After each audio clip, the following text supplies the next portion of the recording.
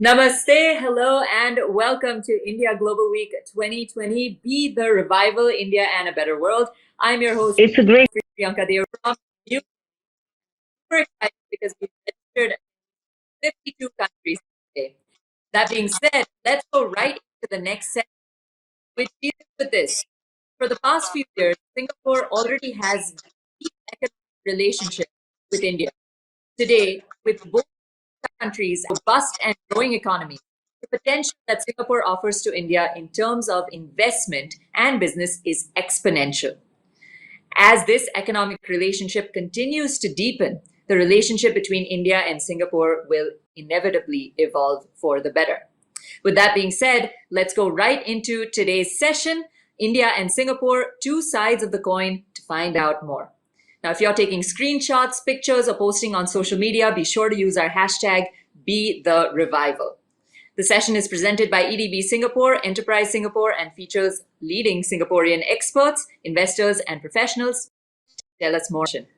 With that being said, I give it to the moderator for this session, Ms. Preeti Dawra, founder and CEO of Asian Century Communications, to introduce our panelists and begin our fabulous discussion. Preeti, over to you. Based on actually three pillars: people to people, business to business, government to government. And it is one of those very special relationships where we are very strong on all those three pillars. The second interesting element which I see is, apart from the geographic proximity, anybody here, by the way, now we're seeing a lot of our students wanting to go and study in Singapore too. But apart from that, I think the complementarities which both the systems and the economies work with each other are huge. And for example, what I would say is that for a large number of Singaporean companies to enhance their balance sheets and to increase their business lines, there can't be a better market than India. Look at it. In the entire democratic world, it's probably the only market, and it will remain the only market for the next 100 years, where within a single national boundary, you will have 1.5 billion people, customers. And as said, we are 1.3 today. Let me clarify. We are slated to be 1.5 by 2026, which is just another few years down the line. And again, an economy which is growing as one of the fastest economies on the world. So the complementarity is huge. And I'm not even yet mentioned about the level of innovations and startups which we can work together and which we are working together. And I'm seeing a lot of traction. So I guess let that be a set of some opening remarks from me. And as we gather momentum and we have everybody else who are far more knowledgeable on this one, I'd love to hear the views and then we'll take it forward. Thank you, Preeti. Thank you. I'd like to invite Fong, who's the Managing Director at Economic Development Board, one of the premier agencies in Singapore that is responsible for trade and investment with the whole world. And please tell us your remarks about how you see Singapore as an investment destination for India and how you see India as a destination for Singapore. Oh, thank you, Preeti. And thanks, Deepak, for kicking us off. Thanks to India Inc. for organizing this virtual event and curating a Singapore session for this year. I think it speaks to the close ties between our countries. Actually, at many levels, as what Deepak said, right? And actually, historically, Singapore is a country that is made up of immigrants, and Indian immigrants are a key part of our population, and it's one of the reasons why we in Singapore get to enjoy many different cultures and foods. And one of my favorites is obviously an Indian breakfast. So yeah, I thought that's right. Because of that, yeah. Sorry, Diwali is a national holiday in Singapore. I don't know that if there's any other country in the world where that is the case. So that just goes to show the depth of the cultural relationship. Yes, and I know so many of my friends have relatives and who are based both in India and in Singapore, so there's very close family ties. As Deepak has also said, Singapore is, I think you don't have to sell the India story to us. We truly believe it. In fact, that's why we are the top. Singapore is the top investor in India in 2019. And Indian companies actually form the largest overseas contingent that have invested in Singapore. And we have many companies that have set up their regional and global headquarters here. I will leave Girish to explain. I believe 9,000 of them. 9,000 Indian companies are headquartered here. And Could I you will tell us leave. actually your companies that have invested in India? Could you tell us their names and what industries they are in? Oh, there are many. So, but perhaps the most one of the important ones is probably Ascendas, Simbridge Ascendas, who run several industrial parks in India, along with ports like PSA and all that in Mumbai port. Samcorp has power plants in India. So there's actually cumulatively we have many projects in India, and I think part of that is also driven by the close trade relations. We have an economic cooperation agreement called the SECA, where both our countries actually, because of that, our bilateral trade has actually doubled since we signed it about 15 years ago. And I think it's not just the good thing about the two countries, not just trade, not just people, but defense ties are good. And we are also collaborating on technology, on smart cities and skills development. And so there's a lot going on with Go. But I was actually going to mention that one of the largest investors from India into Singapore is Tata. And I'll leave Girish to explain what Tata is doing here. But increasingly, part of my job, I'm like the counterpart of Deepak in Singapore. So my job is to attract foreign direct investments in Singapore.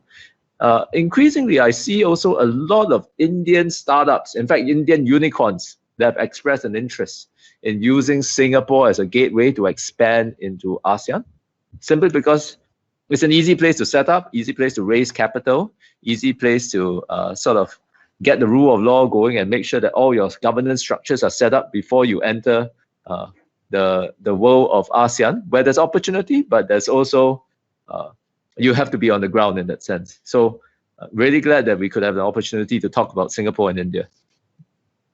That's right. And I think that's because Singapore is considered one of the most business-friendly countries in the world. So we hope that our startups and unicorns do well here and they grow. So Girish, please come in and talk to us about Tata and your work here and, in fact, how you see the India-Singapore partnership. So, Preeti, thank you. I sometimes feel that Singapore, India are not two sides of a coin, but they are on the same side of the coin because they look at the same direction. Okay, and because we enjoy a lot of mutual, broad-based, multifaceted relations as well as cultural relations. Okay, and there is a whole lot of economic opportunities and convergence of interests on a lot of key issues. Okay. As Kai was talking about the companies which have invested in India, I'll talk about the Tata Group. But I don't know whether you know India, if you look at 80% of listed offshore bonds by Indian companies are listed actually in SGX. Okay, so that's a fairly large number. Okay, now if you look at this in context today of what is happening around the world. Okay, India has obviously put a lot of restrictions on neighboring countries to invest into the country. And if you look at that particular context, you will see that, and if you look at the trade flows which is happening between Hong Kong and India and Singapore and India, as well as in Hong Kong and Singapore, I genuinely believe that Singapore outflows to India will only increase. And with this in background, we clearly need to look at each of those strengths and how we can amplify what we already have. Okay. So the Tata Group has more than 30 companies presence here in Singapore, over 50 years of presence. TCS today has our Asia Pacific headquarters here, and we recently announced a digital acceleration with EDB for post-COVID recovery. Okay, because we genuinely believe what we will see post-COVID, I believe, is of three things. One is countries doing what we call self-reliance. So Singapore is very much into food security, whereas India is pretty much into looking at how do we look at manufacturing indigenously. Two is a huge push towards digitization. And the third one is on how do we do all of this on a sustainable manner.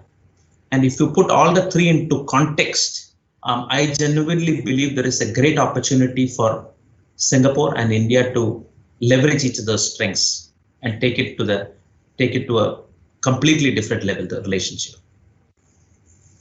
Ashish, would you like to add to that? Sorry, I mean Deepak. Apologies. No, Preeti, absolutely. I mean, first I must tell you, Kai and his agency have done a phenomenal job. And in fact, for us, they are role models and we keep learning from them.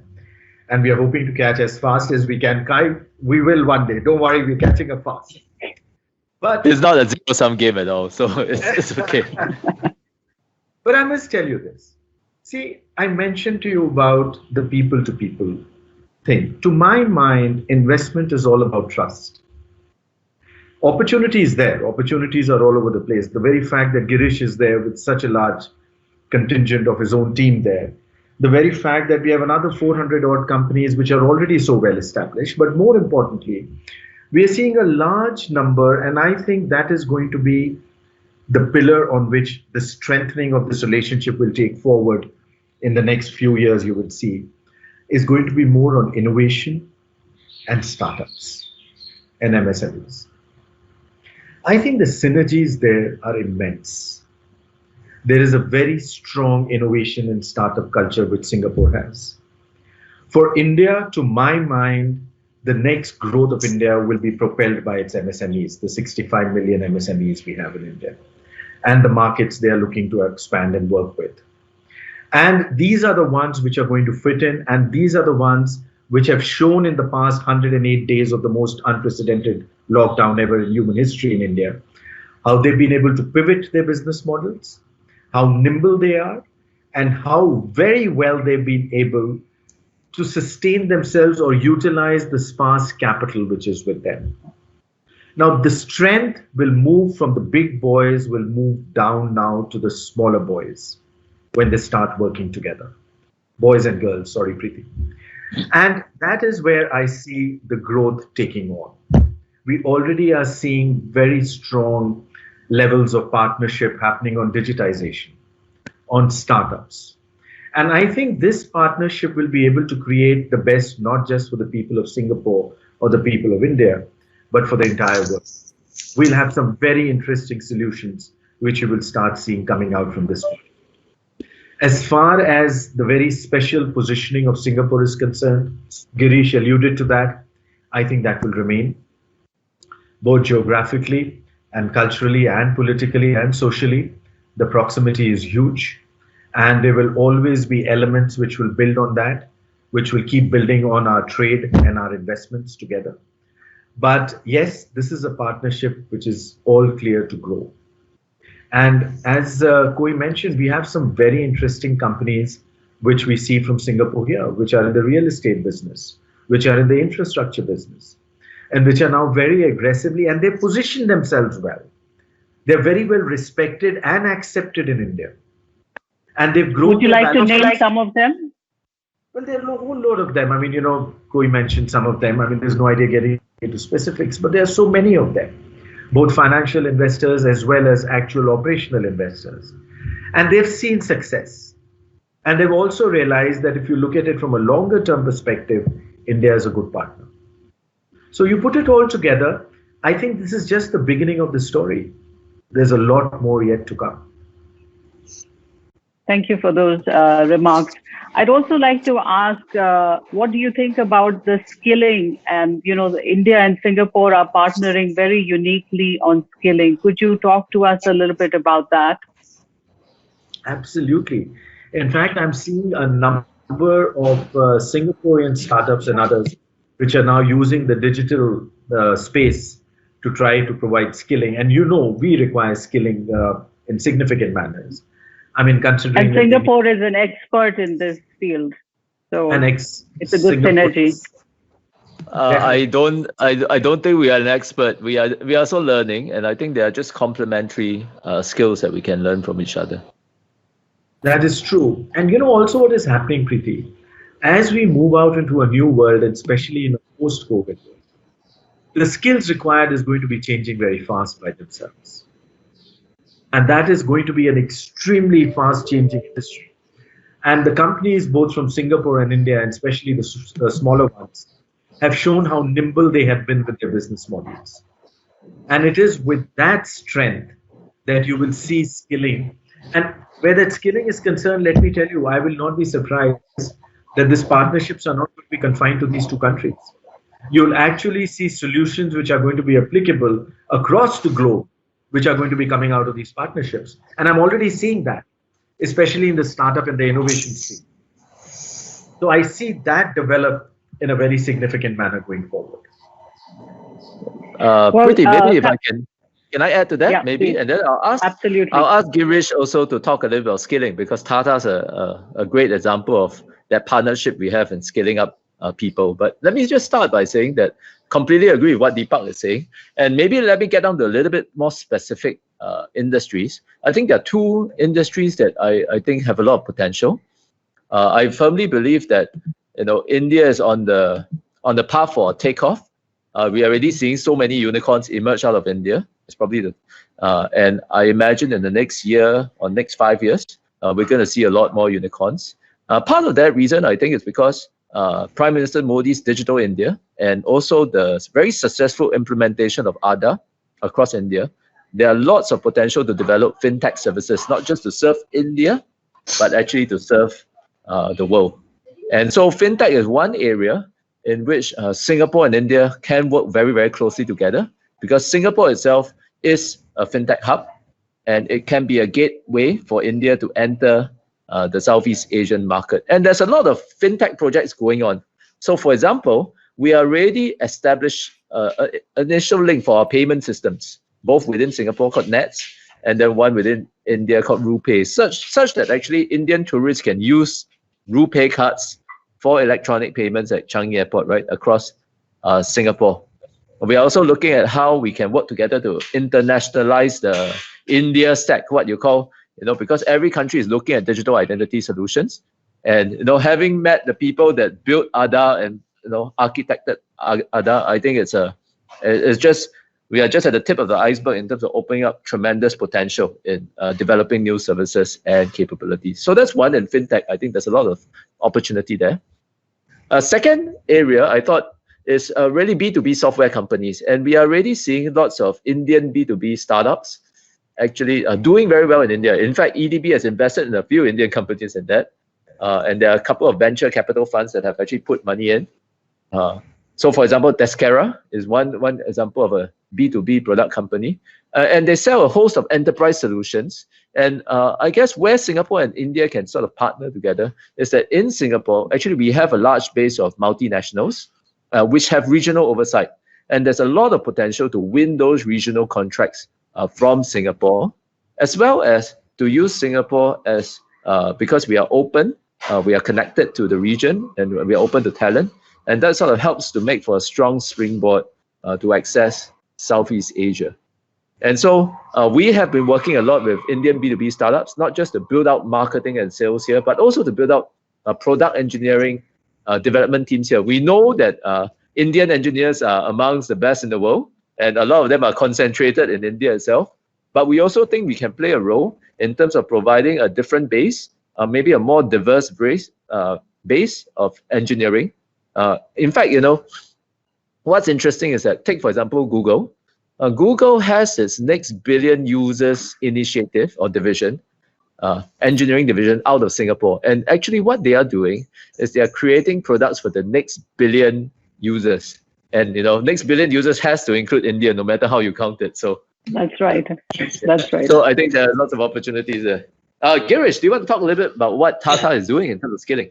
No, I want to do that. So Preeti, you were asking about some company who has invested in India, Singapore.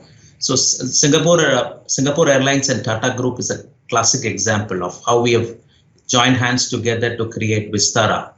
And that particular, and especially in an industry which is currently going through its own tough times, but it's a sunrise industry as far as India is concerned. Okay? That's a very good part for us to look at. Okay?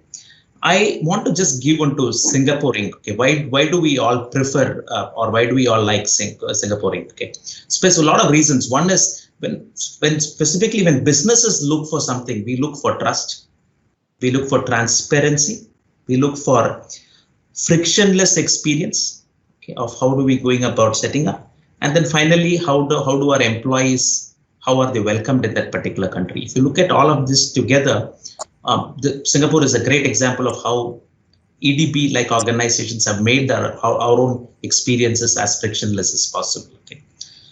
Now, if I look at some advantages which India have, I think India has a great opportunity because India is definitely leading the world in terms of creation of a great payment infrastructure. Okay. If you look at the payment infrastructure which Kai talked about, Aadhaar or the digital infrastructure for payments, I think that is what I call the digital inclusion infrastructure. India has really taken definitely a few notches up. Okay. The other one is our own talent availability in the country, and startup ecosystem is another important thing which is absolutely paramount. Okay. The third one is obviously for Singapore, we have a huge domestic market. Okay. And India is going to be investing in more and more into manufacturing and logistics, which directly falls into the ambit of Singapore. Okay. And with clean tech as well, that is specifically what Prime Minister Modi has also been looking at. Okay. And if you look at the Singapore side, we all look for world-class innovation ecosystem and universities, and there is no better place than Singapore, okay, to come and get our people educated. Okay. And obviously, the digitization push by the government has been significant. Okay. And I believe that if we are able to combine both these opportunities together, I mean, we could really take the relationship many notches up. Thank you. That was very helpful, Girish. We are coming very, very close to the end of our session. I'd like to ask finally, of course, about the COVID-19 pandemic. And do you all see any opportunities that have arisen? We all know about the challenges, but do you see any opportunities that may arise because of this between Singapore and India? So, Preeti, should I start or do you? Yeah, Girish, Deepak, you want to start? Yeah. You always answer the difficult one, so I thought you'll do this one first. Sure, I'm happy. Oh, I'm happy to if you want me to. Yeah. But let me just take a quick shot at it. See, digitization is now one of the biggest things which is good. It's very elementary. This is going to be one of the stories coming out of COVID. The other one, obviously, being work from home. I'm exhausted working from home. Can I please just get back to the office as much as I can? And Preeti, please use all your power in the world to stop that trend taking form. But the sense which I get is that I don't think any of us can. You can see Kai sitting on his balcony with nice trees and everything in the background. I'm just missing a few peacocks. Yeah. But with the digitization, let me tell you, that itself is going to unleash a completely new world. Will that be education? Will that be Medicare? Will that be retail? Will that be how we redo everything on manufacturing, which is where my entire MSMEs come in and our partnerships coming again. And this is where, I already mentioned to you what is already happening on some of the interesting new examples happening by companies looking at the next centers. And the other thing is going to be R&D. I think research and development. We've already, I don't know if you know, in the past 48 months, we've opened over 1,000 R&D centers in India of global multinationals. So today we are ranked as the #1 R&D destination for global multinationals having their R&D destination outside of their own country. Now, having all that in place, I think this is where the synergies start working and kicking off in. So I go back to my earlier statement. This story has only just begun. Wonderful. Thank you, Deepak. Would Girish, you like to come in and give us some closing remarks? No, I genuinely believe India is going to be spending so much on health and healthcare. And if there is one industry which Singapore has taken a lead specifically in terms of creating the health ecosystem in this country, this is something that we can definitely take it and replicate across India. Great. No, okay. Thank you. You took my. I was going to say that, but I mentioned fintech. No, it's great. It's great because when you say it's more credible, because Tata is also involved in healthcare. So there's I've already mentioned fintech. I've already mentioned B2B. Girish already mentioned healthcare. But generally, maybe a broader statement is that work from home actually means work from anywhere. And I think India is very well placed, given firstly the scale, but secondly also the amount of talent coming out from your universities and your tertiary institutes.